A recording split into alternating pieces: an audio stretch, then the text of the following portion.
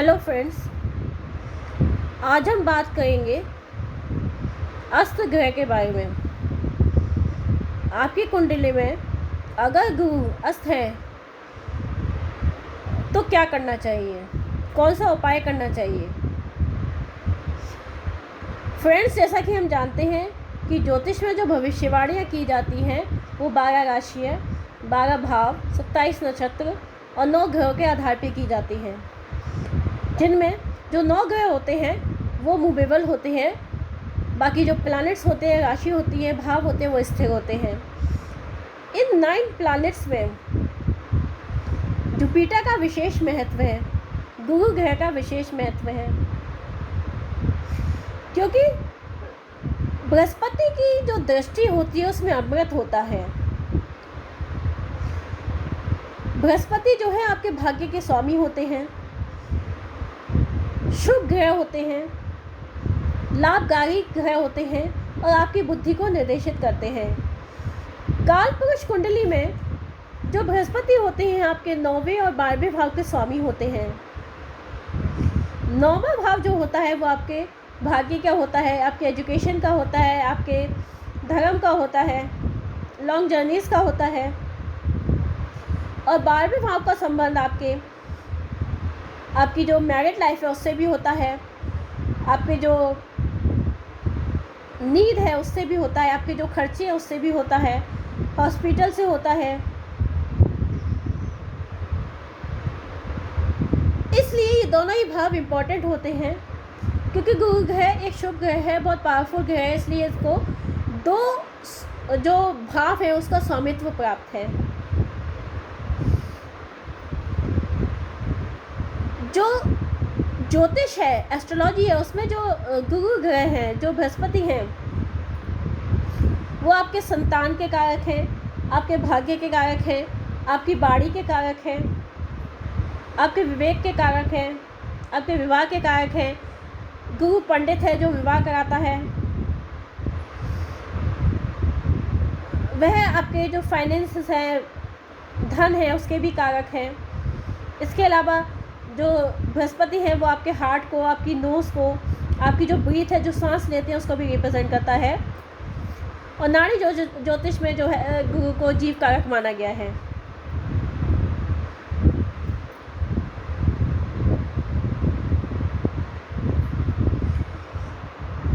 अगर बृहस्पति आपकी कुंडली में अस्त हो जाते हैं तो अच्छा नहीं माना जाता। अस्त ग्रह का मतलब है कि जो ग्रह होता है अपने फल देने में समर्थ नहीं होता। इसीलिए जब बृहस्पति अस्त होते हैं उस समय शुभ और मांगलिक कार्य करने की मनाही होती है। जिनका गुरु अस्त होता है उनका भाग्य साथ नहीं देता, विद्या में रुकावट आती है, गलत आदतें लगने की संभावना होती है, व्यक्ति के अपने मार्ग से भटक जाने की संभावना होती है। इसी कारण से जब गोचर में गुरु ग्रह अस्त हो जाता है तो मांगलिक कार्य नहीं किए जाते। मांगलिक कार्य कौन से होते हैं? शादी हुए, मुंडन हुए, नामकरण हुए। कोई नया काम नहीं करते, कोई नया व्यवसाय शुरू नहीं करते, मकान की नींव नहीं डालते, नया निवेश नहीं करते हैं। बृहस्पति कब अस्त होते हैं?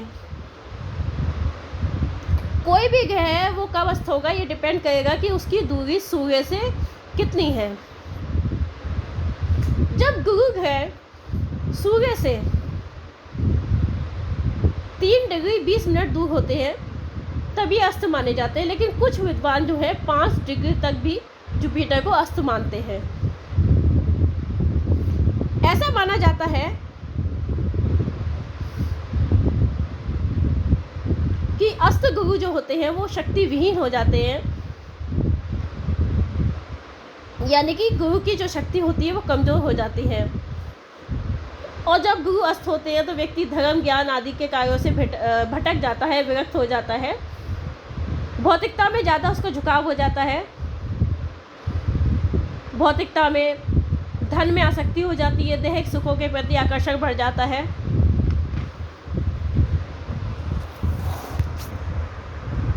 विवाह संबंधी परेशानी, संतान उत्पत्ति में परेशानी, उच्च शिक्षा में परेशानी, वाणी साथ नहीं देती, बड़े बुजुर्गों का सानिध्य, सलाह प्राप्त नहीं होता, उनसे मतभेद हो जाते हैं। तो इसके लिए सबसे असरदार जो उपाय है, जिसमें आपका एक पैसा भी खर्च नहीं होना है, वो क्या है? आप रोज मंदिर जाना शुरू कर दें। जिनकी भी कुंडली में गुरु ग्रह अस्त होते हैं और उन्हें गुरु के शुभ फल प्राप्त नहीं हो रहे हों, तो उनके लिए सबसे अच्छा उपाय है कि वो रोज मंदिर जाना शुरू कर दें। बस फिर देखिए कैसे आपको गुरु के पॉजिटिव रिजल्ट मिलने लगेंगे। इसके अलावा आप विष्णु सहस्त्र नाम का पाठ कर सकते हैं।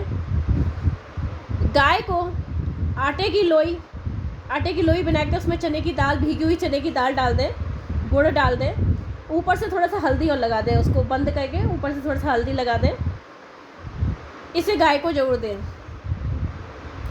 इसके अलावा स्टोन भी पहन सकते हैं, लेकिन उसके लिए आपको किसी एस्ट्रोलॉजर को कंसल्ट जरूर कर लेना चाहिए, क्योंकि स्टोन्स के मैंने नेगेटिव इफ़ेक्ट बहुत देखे हैं, इसलिए मैं स्टोन सजेस्ट नहीं करती किसी को भी। तो फ्रेंड्स, ये था कि अगर आपकी कुंडली में गुरु ग्रह अस्त है तो आपको क्या उपाय करने चाहिए। अगर ये वीडियो आपको पसंद आया हो तो इसे लाइक ज़रूर कीजिएगा और इस चैनल को सब्सक्राइब करना मत भूलिएगा। Thank you.